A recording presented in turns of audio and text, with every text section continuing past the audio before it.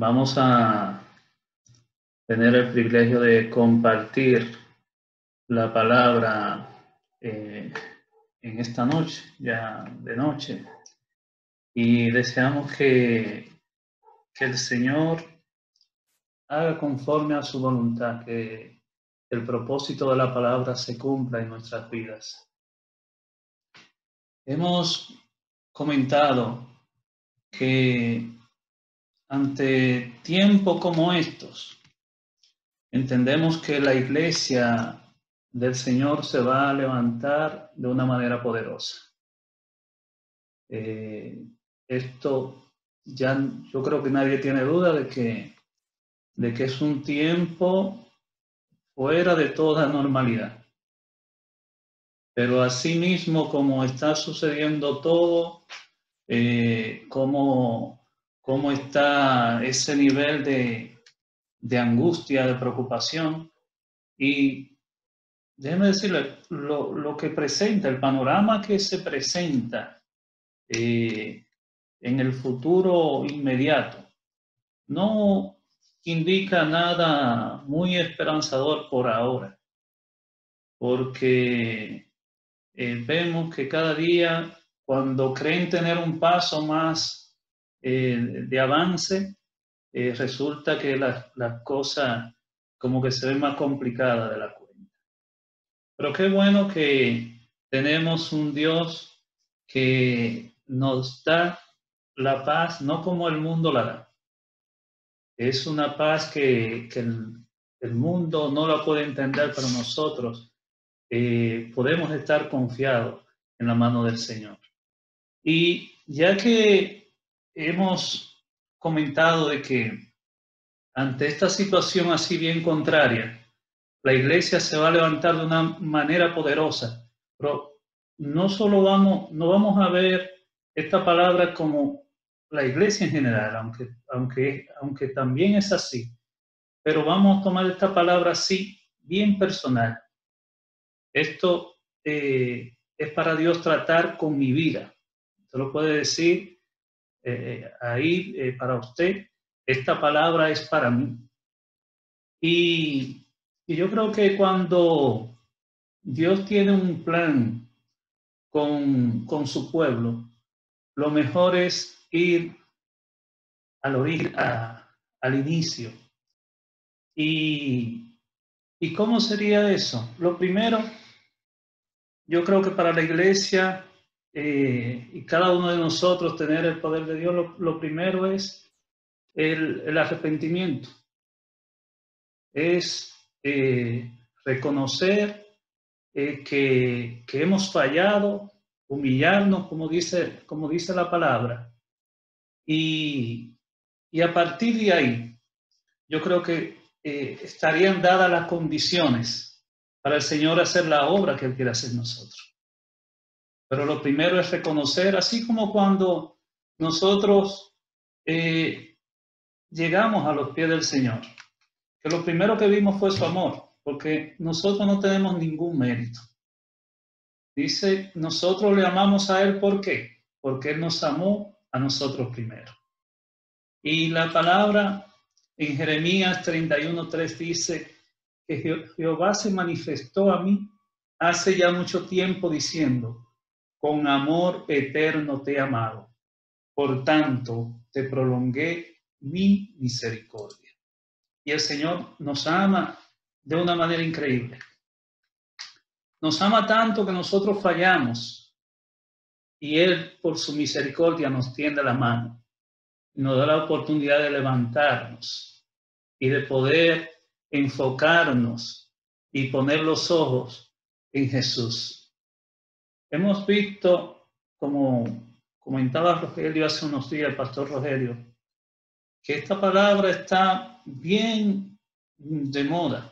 Incluso la citan varios presidentes. Nosotros vamos a compartir un par de versos y vamos a ver la secuencia. Pero lo primero, vamos a ir estableciendo cosas así, como si fuéramos niños, como si estuviéramos en el inicio. Iniciamos con esa palabra que nos muestra que con amor eterno el Señor nos ama. Pero vamos a ver qué dice en Segunda de Crónicas. Segunda de Crónicas 7, del 13 al 15. Vamos a compartirle la pantalla.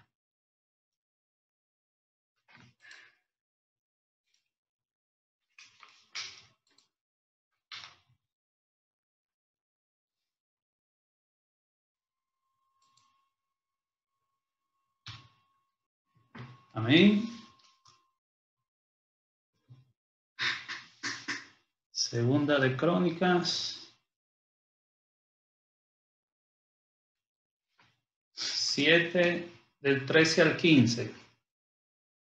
Dice, si yo cerrare los cielos para que no haya lluvia, y se mandare a la langosta que consuma la tierra, o si enviare pestilencia a mi pueblo, si se humillare mi pueblo sobre el cual mi nombre es invocado, y oraren, y buscaren mi rostro, y se convirtieren de sus malos caminos, entonces yo oiré desde los cielos, y perdonaré sus pecados, y sanaré su tierra. Ahora estarán abiertos mis ojos y atentos mis oídos a la oración en este lugar. Amén. Ahí la invitación clara a humillarnos delante del Señor. Con relación a nosotros reconocer, a humillarnos, a arrepentirnos, hay dos cosas que principalmente influyen, afectan ahí para nosotros acercarnos a Dios, para todo hombre. Una de ellas es que no reconocemos que hemos fallado. Esa es una.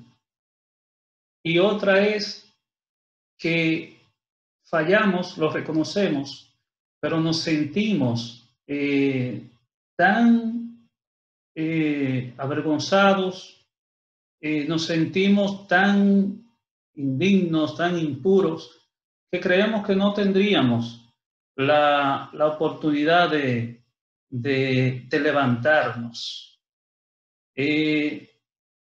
Ninguna de las dos condiciones ayudan, pero déjeme decirle, en el caso del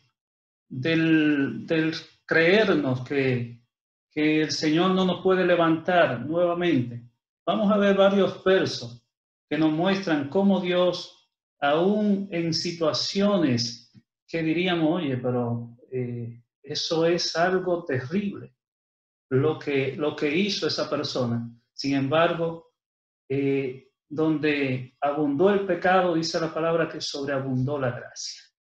Y tenemos esa oportunidad de dejarnos levantar por el Señor. Sí, como dice la palabra, el brazo del Señor está extendido, pero de nosotros nos corresponde el humillarnos y el reconocer que hemos fallado. Le decía que en ocasiones creemos que no necesitamos, y eso incluso no solamente se da en el caso de las personas en el mundo. Muchas personas nosotros sabemos que dicen, no, porque yo no hago esto, yo no hago lo otro, pero también dentro del pueblo de Dios. A veces creemos que estamos bien, que estamos totalmente bien, cuando en nuestro corazón hay tantas cosas que no son agradables a Dios, que realmente Dios quiere enderezar, que están impidiéndonos a nosotros el crecimiento espiritual, el poder ser de bendición a otros. Entonces le decía que podemos, está el caso de David.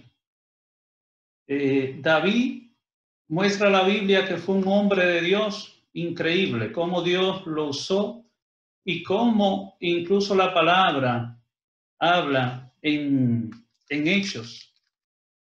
Vamos a ver. Vamos a ver primero, vamos a compartir de este verso.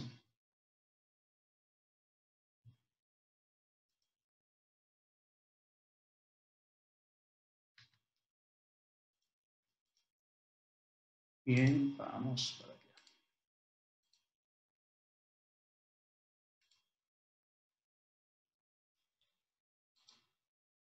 Ok. Dice en el libro de los Salmos, capítulo 51, verso 17, Salmo de David. Los sacrificios de Dios son el espíritu quebrantado. Al corazón contrito y humillado, no despreciará tú, oh Dios. Amén. Al corazón contrito y humillado, no lo desprecia el Señor.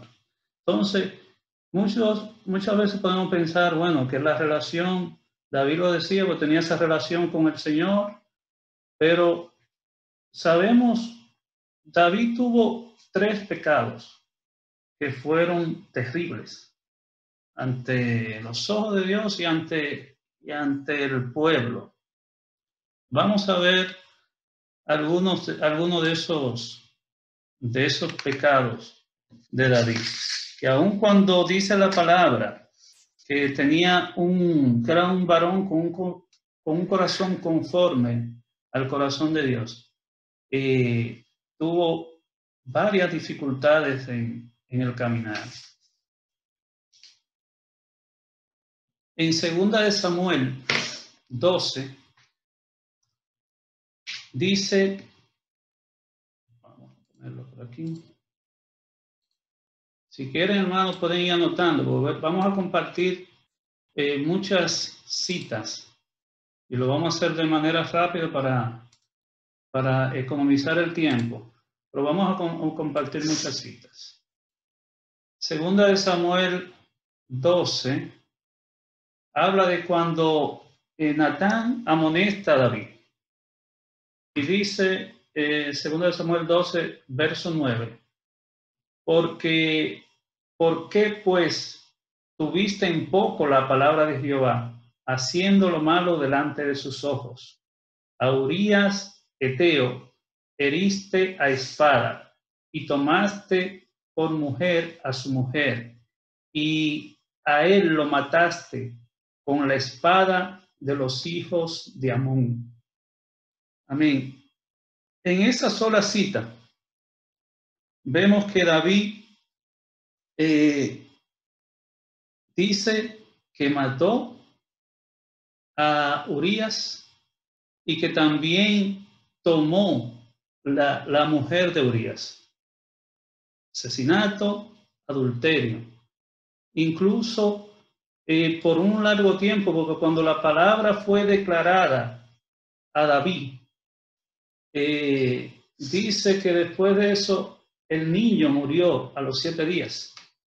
Es decir que todo ese tiempo estaba David con ese pecado que todavía no había sido declarado. Pero hay otro caso también de David, y en 2 de Samuel 24, cuando David censa al pueblo.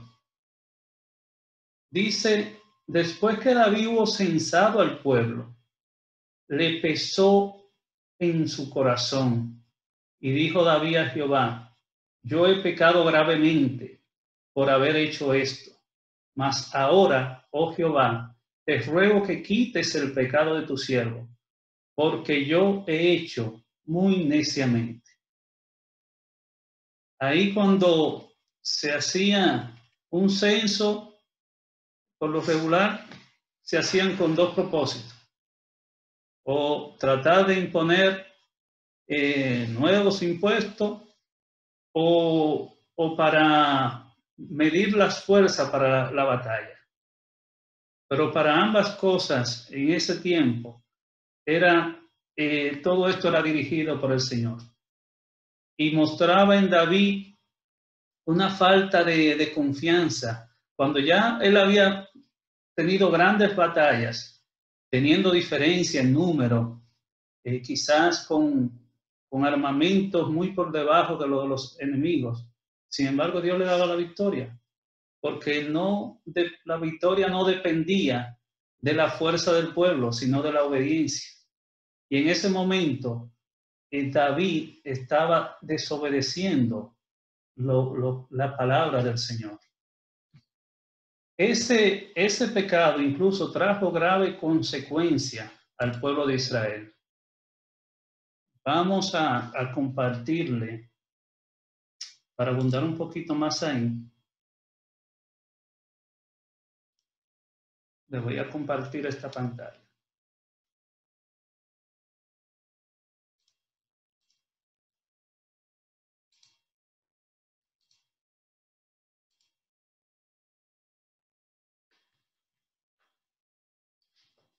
Ok, si la pueden ver ahí, vamos a ver 2 Samuel 24, versos 9 y 15.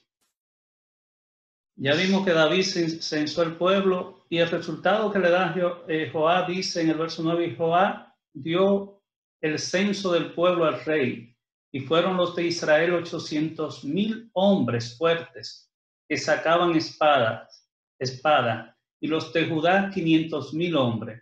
Y Jehová envió la peste sobre Israel desde la mañana hasta el tiempo señalado y murieron del pueblo desde Dan hasta Berseba 70,000 hombres.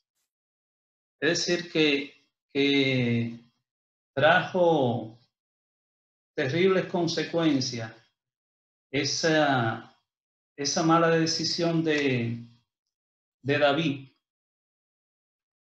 Vamos a ver si pueden verlo un poquito mejor. Miren, solo un dato, vamos a decir, curioso.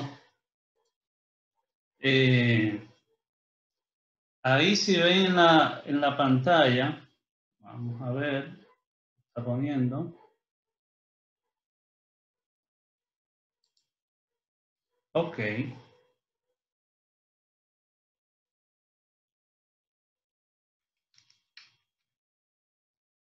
Me dicen si pueden ver un cuadro ahí que preparamos. Bueno, no me digan que ustedes tienen los micrófonos apagados, pero entiendo que sí, que ahí lo están viendo. Un dato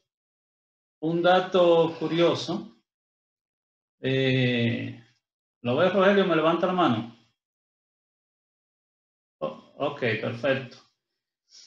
Un dato curioso que incluso comentaba anoche con José Ramón. Hoy hice ese ejercicio de comparación para comparar el resultado de la peste que sucedió como consecuencia del censo que hizo David. Dice que ahí murieron en ese censo. Vamos a ver, leímos el verso 15, que dice, y Jehová envió la peste sobre Israel desde la mañana hasta el tiempo señalado y murieron del pueblo desde Dan hasta Berseba 70,000 hombres. Cuando uno saca el porcentaje de los muertos, la tasa de mortalidad, en ese censo de David, resulta que la tasa de mortalidad es un 5%. Fueron 1.300.000 hombres y murieron 70,000 hombres. 5% de mortalidad. Al día de hoy, esos datos lo vi que fueron los publicados en el día de hoy, en el último boletín. Vemos los confirmados del virus que está ahora, el COVID-19, y fueron 4.335 casos confirmados y muertes 217.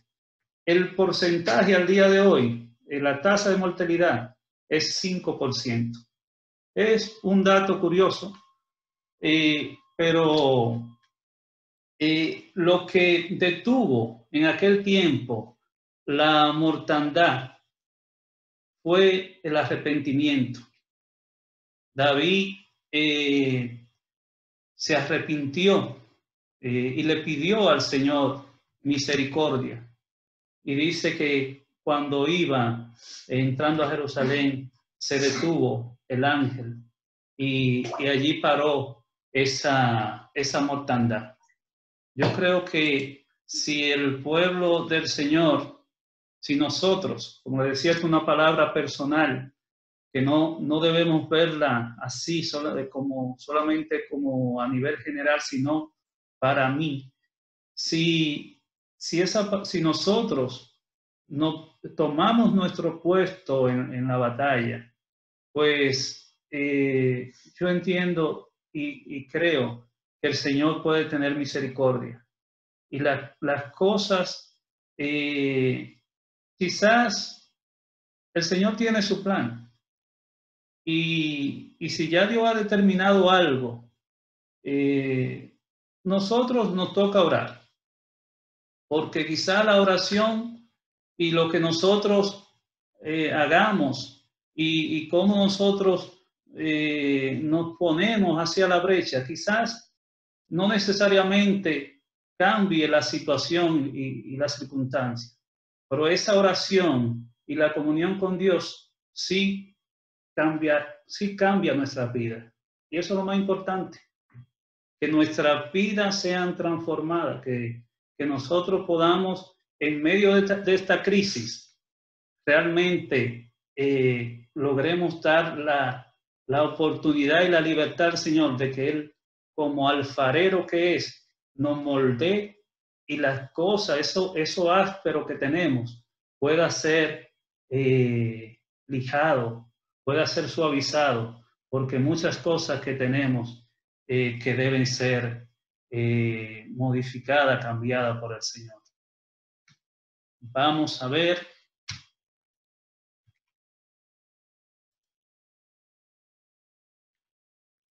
Vamos a continuar.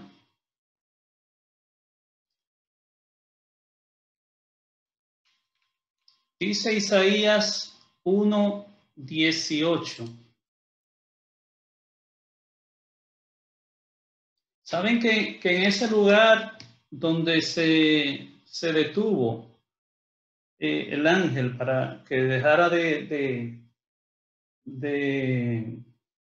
morir las personas que estaban, el pueblo como estaba muriendo? Dice que allí David compró ese terreno para levantar un altar al Señor y para ofrecer ofrendas. Pero esa ofrenda dice que incluso eran de reconciliación, ofrenda de paz. Y realmente todo esto, como le digo, va de la mano de nosotros. Primero, hay que pagar un precio.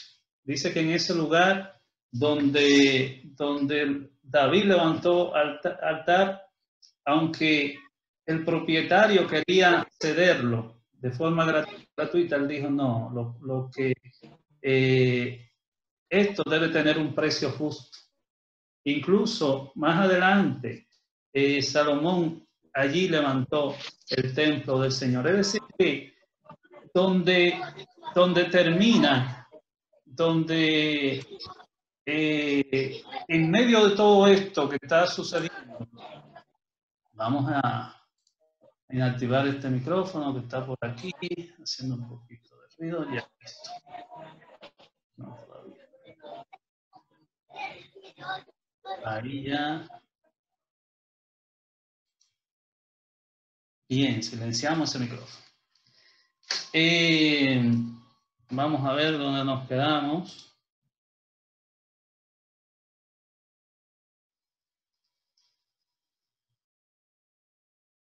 Nos quedamos en Isaías 1:18, lo anotaron. Dice, venid luego, dice Jehová, y estemos a cuenta. Si vuestros pecados fueren como la grana, como la nieve, serán emblanquecidos. Y si fueren rojos como el carmesí, vendrá a ser como blanca lana.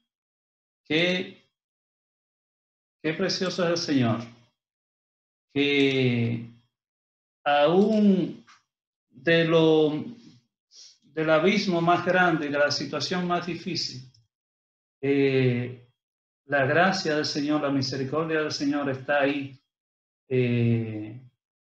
para rescatarnos, para levantarnos de esa situación una vez que reconocemos que hemos fallado. ¿Sabe que una vez que llegamos a ese punto de que el Señor nos pone así como la nieve emblanquecido, entonces ahí es que nosotros podemos tomar de las promesas del Señor y poder con propiedad decir, por ejemplo, ahora mucha gente habla del Salmo 91. El Salmo 91, verso 1 dice que el que habita el abrigo del Altísimo morará bajo la sombra del Omnipotente. Pero hay que habitar al abrigo del Altísimo. Si no tenemos esa primera condición, pues está de más creer que todo lo otro está disponible para nosotros. Eso es para el que habita al abrigo del Altísimo. Dice el verso 9 de ese mismo salmo, porque has puesto a Jehová, que es mi esperanza, al Altísimo por tu habitación. No te sobrevendrá mal, ni plaga tocará tu morada. Eso quiero ahí detenerme un segundito, porque parte de por qué mucha gente lee este salmo es porque nos preocupamos muchas veces y le damos demasiadamente a lo natural y creemos que es lo físico, que la morada terrenal, eso es lo que el Señor nos va a guardar de todo. Pero realmente dice la palabra que nosotros debemos poner al Altísimo por habitación, que realmente la morada nuestra sea el Señor, no una casa, no ni siquiera el cuerpo nuestro. Si se enfermó, gloria al Señor, porque la morada realmente que debemos procurar es la que Dios nos tiene preparada. Dice en Números 18:20. Y Jehová dijo a Aarón, de la tierra de ellos no tendrá heredad, ni entre ellos tendrás parte.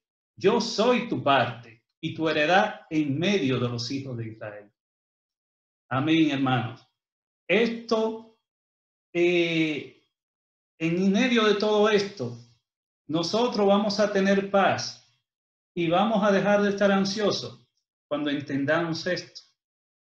Que lo que debemos en medio de todo esto valorar, guardar, ser celoso con eso, es que el Señor es nuestra heredad. Dice que al pueblo, a la tribu de Leví, no se le dio parte cuando se distribuyeron los terrenos, las herencias. El Señor dijo, yo soy su herencia.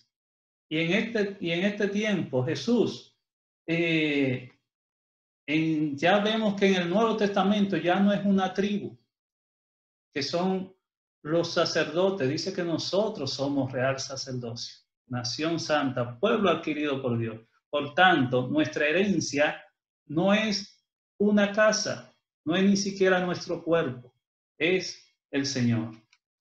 Dice otro salmo muy de moda ahora es el Salmo 23. Jehová es mi pastor, nada me faltará, dice el verso 1. Pero el verso 6 dice, ciertamente el bien y la misericordia me seguirán todos los días de mi vida. Y en la casa de Jehová moraré por largos días. Amén. Es decir, aquí seguimos recalcando que dice que en la casa de Jehová, donde Dios habita. Y Dios no habita, dice la palabra, en templo hecho de mano de hombre. Nosotros, dice en Juan 14, verso 1 al 3, no se turbe vuestro corazón. Creéis en Dios, creed también en mí. En la casa de mi Padre muchas moradas hay. ¿Dónde que hay muchas moradas? Las que realmente nos convienen, las moradas eternas. Ahí sí. Ahí sí. Esas moradas Porque yo están me preparadas gusta oírlo. por Jesús. Bueno, vamos a ver, un segundito. Otra vez tenemos el micrófono abierto, lo cerramos. Amén. Cuando entren, traten de cerrar el micrófono para que no se interrumpa la palabra. No, ahí está abierto todavía. Ok. Entonces, vamos a ver dónde nos quedamos.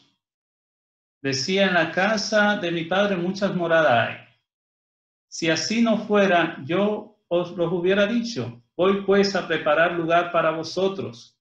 Y si me fuere y os prepararé el lugar, vendré otra vez y os tomaré a mí mismo, para que donde yo estoy, vosotros también estéis. Eso es lo importante. Por eso a veces nosotros tenemos un mayor nivel de ansiedad y nos preocupamos. Y realmente hay cosas que sí, nosotros somos humanos, estamos en este mundo, pero mientras estemos más de lleno con el Señor, pues la preocupación, la ansiedad va a ser menor. Si nosotros creemos esta palabra que estamos compartiendo, sabemos de que si morimos, el morir es ganancia. Pero si nos preocupamos por nuestros familiares, quizás por los familiares que no conocen al Señor, pues no es un asunto de preocuparnos, sino de ocuparnos. ¿Y cómo nos ocupamos? Compartiéndole la palabra, orando por ellos, intercediendo, buscando la forma de que ellos puedan. Actividades como esta, que podamos así hacerlo partícipe de reuniones donde puedan escuchar la palabra. No ganaríamos nada con preocuparnos, sino con ocuparnos, con hacer lo que tenemos que hacer y lo que está declarado ya por el Señor. Vamos a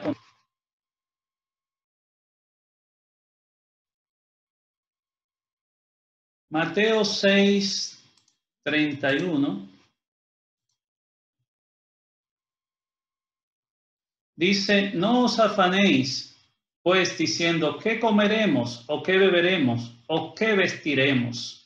Porque los gentiles buscan todas estas cosas, pero vuestro Padre Celestial sabe que tenéis necesidad de todas estas cosas. Mas buscad primeramente el reino de Dios y su justicia, y todas estas cosas os serán añadidas. Así que no os afanéis por el día de mañana, porque el día de mañana traerá su afán. Basta cada día su propio afán. Amén. Su propio mal. Otro pasaje bíblico. Ese pasaje no tenemos ni que abundar, el que acabamos de leer. Es un mensaje bien claro de no afanarnos, sino que el Señor tiene cuidado de nosotros. Mateo 10:29-31 dice, no se venden 2 pajarillos por un cuarto. Una pregunta que hace, ¿no se venden 2 pajarillos por un cuarto? Con todo, ni uno de ellos cae a tierra sin vuestro Padre. Pues aún vuestros cabellos están todos contados. Así que no temáis, más valéis vosotros que muchos pajarillos. Amén. Es decir, que el Señor tiene el control. Y si ahí presenta de que en valor así monetario, y quizá de importancia, los pajarillos no tendrían esa gran importancia, pero aún así dice que no cae uno si no es por la voluntad del Señor, si el Señor no está en control.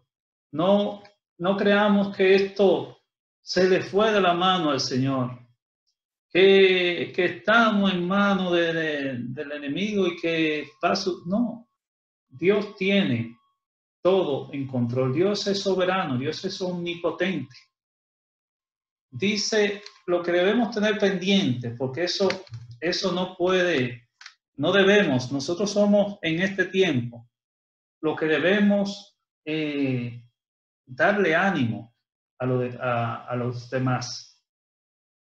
Ahora, en este tiempo, se han abierto muchas líneas con profesionales de la salud mental, psicólogos, psiquiatras, porque hay mucha gente con unos niveles de ansiedad increíbles, con temor,